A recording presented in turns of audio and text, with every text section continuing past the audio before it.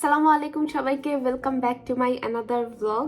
আমি এখন ঘুমের থেকে উঠে দৌড় দিয়ে গিয়েছি অস্ট্রেলিয়ান পোস্টে, কারণ আমার একটা পার্সেল আসছিল। এবং এখানে একটা খুবই বাজে সমস্যা হচ্ছে গিয়ে, পার্সেল বলে যে ওরা নিয়ে আসছে, কাউকে পায় নাই। একটা মিথ্যা কথা বলে সামটাইমস, ওরা আসেই না, জাস্ট লিখে দেয় যে তোমাদেরকে খুঁজে পাই নাই, এখন গিয়ে পোস্ট অফিস থেকে পার্সেল নিয়ে আসো। তো এই ফাইজলামিটাই এবার করছে আমার সাথে। তো আমাকে সুন্দর করে মেসেজ পাঠাই দিছে ইমেলে যে আমাকে বলে খুঁজা পাই নাই, অথচ আমি ঘরেই থাকি। তো এই যে এখন আমি সকালবেলা উঠেই পোস্ট অফিস থেকে আমার পার্সেল নিয়ে আসছি। পার্সেলটা হচ্ছে আমার স্কিন কেয়ারের। চিন্তা করলাম যখন পার্সেল খুলবই, আমার মর্নিং একদম শুরুই করে স্টার্ট ব্লগটা করি পার্সেল আনবক্সিং থেকে। এটা কিছুই না, আমি এর আগেও আমার স্কিন কেয়ারের আনবক্সিং এর ভিডিও দিছি, তো ওগুলাই আবার জাস্ট রিস্টকের জন্য কেনা। কিছু কিছু প্রোডাক্ট আমি খুবই ভালো সেলে পাইছি। এখন সেল চলতেছে ওদের 18% অফে, আর 18% অফ তো প্লাস তাছাড়াও প্রত্যেকটা প্রোডাক্টে ইন্ডিভিজুয়ালি ছাড় ছিল। আমি চিন্তা করলাম একবারে কিনে রাখি, এই সুযোগটা কাজে লাগাই। ইন্টেন্স অ্যাম্পিউল, এটা হচ্ছে হাইড্রেশনের জন্য খুবই ভালো, এটা নিয়ে আসছি। and again another one Centellar tone brightening capsule ampoule, এটা নিয়ে আসছি। এটা নিয়ে আমার এটা 3টা ইউজ করা হয়েছে, মানে এটা খুবই ভালো আসলে। জাস্ট সমস্যা হচ্ছে এটা দেওয়ার পর পর স্কিনটা অনেক বেশি টাইট ফিল হয়, তো ওই টাইট যাতে ফিল না হয় এর জন্য আমি এই যে এটা নিয়ে আসছি, ইন্টেন্স হাইড্রেশনের। এটা আরেকটা বিউটি অফ জোসনের SPF নিয়ে আসছি। এখন যেটা চলতেছে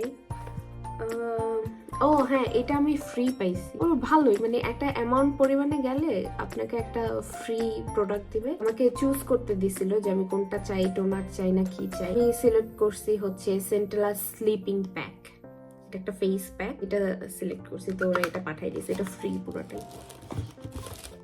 আর তারপরে এবার আমি আনছি সেন্টেলার আরেকটা অ্যাম্পিউল, সেটা হচ্ছে পোর মিনিমাইজিং। আমার এখানে দেখা যায় কি না, আই হ্যাভ নো আইডিয়া। মানে এই জায়গাতে একটু একটু পোর ওপেন হয়ে স্টার্ট হয়েছে, এর জন্য এখন আমি পোর মিনিমাইজিং এইটা নিয়ে আসছি। এটা ট্রাই করে দেখবো। সেন্টেলার মোটামুটি অ্যাম্পিউল যতগুলো আমি ইউজ করছি খুবই ভালো রেজাল্ট দেয়, এর জন্যই আমি এখন বারবার কিনি।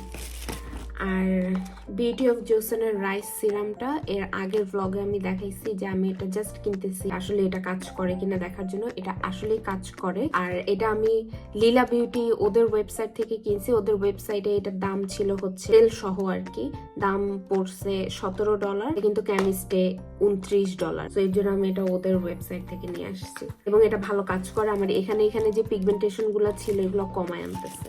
তারপর হচ্ছে rice toner I am from থেকে, আমার ক্লিনজার স্যালিসিক অ্যাসিডের, এটা আমাকে খুবই কাজ করে। এখন আমার একনি হয় না, এটা খুবই ভালো। কিন্তু এটা হচ্ছে একদম ড্রাই করে ফেলবে, তো যাদের ড্রাই স্কিন তাদের স্কিন আরো বেশি ড্রাই করে ফেলবে। আমার অয়েলি স্কিন, এবং এর জন্যই আমার একনি অনেক বেশি হয়, তো এটা আমাকে খুবই ভালো কাজ করে আর কি। নেক্সট হচ্ছে এবার একটা হেয়ার প্যাক নিয়ে আসছি ফিনো। আই হোপ যে এটা ভালো কাজ করবে, একদমই সফট গ্লোই করে ফেলে বলে। Let's see. আনাদার ওয়ান এই নাম্বারজিনের নাম্বার 5টা গ্লুকোথায়ন্স এর। এটা হচ্ছে কোনো ধরনের দাগ থাকলে, কালো দাগ পড়ে গেলে কিন্তু খুবই স্ট্রং অ্যাক্টিভ একটা অ্যাসিড, তো ওই দাগটাকে কমায় ফেলে। আমার একটা ছিল, একটা এখনো আছে, ওইটা এখনো শেষ হয় নাই, যেহেতু সেল চলতেছে এর জন্য আমি আরেকটা নিয়ে আসছি স্টকে রাখার জন্য। এটা খুবই ভালো, এটা আমি খুব অল্প পরিমাণে ইউজ করি। যখনই এখন আমার কোনো জায়গায় দাগ আসা স্টার্ট হয়, আমি জাস্ট ওই জায়গাটাতে এটা অল্প করে দিয়ে রাখি, কারণ এটা খুবই অ্যাক্টিভ ইনগ্রেডিয়েন্টস দিয়ে তৈরি। বিন ক্লে মাস্ক বিউটি অফ জোসনের, এইটার আমি অনেক রিভিউ দেখছি, সো আই থট ওকে। আমি এর আগে মুং বিনের একটা মাস্ক নিয়ে আসছি, বাট ওইটার থেকেও এটা সবচেয়ে ভালো। কোরিয়ান মাস্কের মধ্যে থেকে এইটা বলে সবচেয়ে বেশি ভালো, এর জন্য আমি এটা নিয়ে আসছি। এটা হচ্ছে বিউটি অফ জোসনের red bean refreshing pore mask, this one. এটা একটা অ্যাপ্লিকেটর আছে, অবভিয়াসলি কিউট অ্যাপ্লিকেটর। সি, আমি বাহির থেকে আইসে আমার চেহারা পুরো। আরেকটা নিয়ে আসছি rice mask, open this too. এই যে একটু চাচ্ছিলামই রাইসে ইনভেস্ট করতে, হচ্ছে রাইস মাস্ক। এটা ভালো বড়। এর অ্যাপ্লিকেটর হচ্ছে এটা অ্যাপ্লিকেটরটা সুন্দর। এগুলোই হচ্ছে আমার কেনাকাটা। কিছু কিছু জিনিস আমার শেষ হয়ে গিয়েছে, সেটাই আর কি কিনলাম। আর কিছু কিছু জিনিস হচ্ছে আমি জাস্ট রিস্টক করে রাখতেছি। এইগুলা স্যাম্পল পাঠিয়ে দিচ্ছে। এই যে these are all samples. পিউরিটো আমাকে এর আগের বারও দিছে, বাট আমি আসলে পিউরিটো তেমন একটা ইউজ করে দেখি নাই, দেখতে হবে। এই যে পিউরিটো আমার আগে ও যেগুলো পাঠিয়েছে এগুলো আমার কাছে এখনো আছে। আগের স্যাম্পলস, আর এগুলো হচ্ছে এইবারের স্যাম্পলস। এই হচ্ছে আমার হল। আজকে আমরা বাহিরে যাব গ্রিক, এখানে একটা ফেস্টিভ্যাল হবে মাত্র 2 দিনের। ফেস্টিভ্যালে যদি আমরা যাই আমি ওখানে ভিডিও করব। আপাতত এখন আমি খুবই টায়ার্ড, ঘুম থেকে উঠে লাফ দিয়ে ধূপ ঝাপড় দিয়ে চলে গেছি, কারণ স্যাটারডেতে অস্ট্রেলিয়ান পোস্ট 12টার সময় বন্ধ হয়ে যায়, তো যা করতে হয় আগে।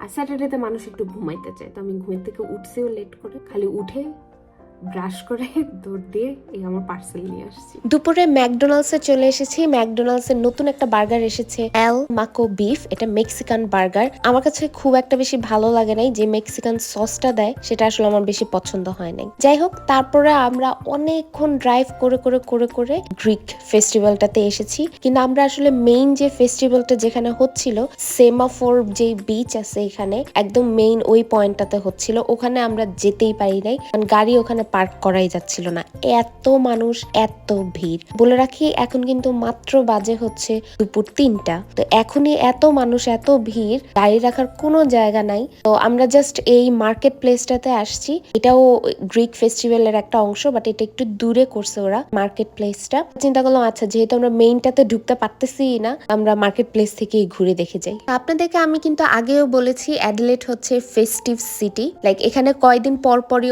অনেক ধরনের ফেস্টিভ্যাল হতেই থাকে। এখন যেরকম গ্রিক ফেস্টিভ্যাল হচ্ছে 2 দিনের জন্য, আবারও সামনে চলে আসছে চাইনিজ নিউ ইয়ার, সেটার একটা ফেস্টিভ্যাল হবে। এটা হবে হচ্ছে সিটিতে। আমি ওটাতে যেতে পারবো কিনা আমি আসলে জানি না, যাওয়ার চিন্তা আছে, কিন্তু এরকমই যদি পার্কিং না পাই আর যদি ওরকম সুবিধা না হয় তাহলে আসলে যাব না।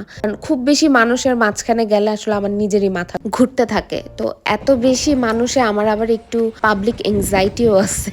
এর জন্য আমি খুব বেশি মানুষ যেখানে থাকে একটু অ্যাভয়েড করি। হালকা পাতলা নর্মাল এরকম ছাড়া ছাড়া মানুষ থাকলে আমি সেখানে যেতে পছন্দ করি আর কি। মেইন অনুষ্ঠানটাতে আমি যদি নাও যেতে পারি, আমি আসলে এই জায়গাটাতে ঘুরে দেখেও আমার খুবই ভালো লেগেছে, কারণ আপনি যখন এরকম বিভিন্ন কমিউনিটির বা বিভিন্ন কান্ট্রির অনুষ্ঠানগুলো অ্যাটেন্ড করেন, আপনি আসলে ওই কান্ট্রিটা সম্পর্কে জানেন আর কি, যে ওরা কিভাবে চলাফেরা করে, ওদের কালচারটা কিরকম, ওদের খাবার কিরকম, ওরা মানুষরা কথা বলে কিভাবে, লাইক ওদের বিহেভিয়ার কিরকম, এরকম অনেক কিছু আসলে বোঝা যায় আর কি। এই ধরনের অনুষ্ঠানগুলো এর জন্য আমার খুবই পছন্দ। আমি এখানে যেতে পছন্দ করি, দেখতে পছন্দ করি। বলে রাখি এই গ্রিক ফেস্টিভ্যাল এটা কিন্তু পুরাটাই ফ্রি, আপনি ফ্রি যেতে পারবেন, আপনাকে কোনো টিকিট কাটতে হবে না। এই অনুষ্ঠানটাতে প্রচুর পরিমাণে খাবারের দোকান থাকে, আপনি খেতে পারবেন খাবার কিনে। নাচ গান হয়, গানের অনুষ্ঠান হয়, নাচের অনুষ্ঠান হয়, লাইক ইন্টারেক্টিভ অনেকগুলো প্রোগ্রাম থাকে। আমার মূলত আসলে এটার কারণেই আমার যাওয়ার খুবই ইচ্ছা ছিল, কিন্তু বুঝে গেছি পরের বার আসলে আমাকে আরো আগের থেকে প্রিপারেশন নিতে হবে, কারণ এখানে অনেক মানুষ হয় এবং অনেক আগে থেকেই তারা গাড়ি নিয়ে এসে পার্কিং লট পুরো বুক করে ফেলে আর কি, তো আমাকে অনেক আগে থেকে এখানে চলে আসতে হবে। যাই হোক, আমরা বাসায় চলে আসছি। তো আমি যেহেতু ওখানে যেতেই পারি নাই, রুবেল আর আমি কষ্ট ভরাক্রান্ত মনে চলে আসলাম। তো রুবেল আমাকে বলল যে চলো তোমাকে আমি পিজা বানায় খাওয়াই, এন্ড আই এম লাইক তুমি পিজা বানাতে পারো? বলে হ্যাঁ আমি পিজা বানাতে পারি, আজকে রাতে তোমাকে আমি পিজা বানায় খাওয়াবো, ওইটাই হয়ে যাবে গ্রিক স্টাইলের পিজা খাওয়ানো। তো এই তো রুবেল কাজে লেগে গিয়েছে এবং আমি যথারীতি তার আগে পিছে খালি এখান দিয়ে ঘুরি ওখান দিয়ে ঘুরি আর একটু ভিডিও করে ফেলি। তো আজকের জন্য আমাদের ভিডিও আমি এখানেই শেষ করছি। আশা করি আজকের ভিডিও আপনাদের ভালো লেগেছে। সবাই ভালো থাকবেন, সুস্থ থাকবেন, আমাদের জন্য দোয়া করবেন। আমি আজকে বিদায় নিচ্ছি। আসসালামু আলাইকুম।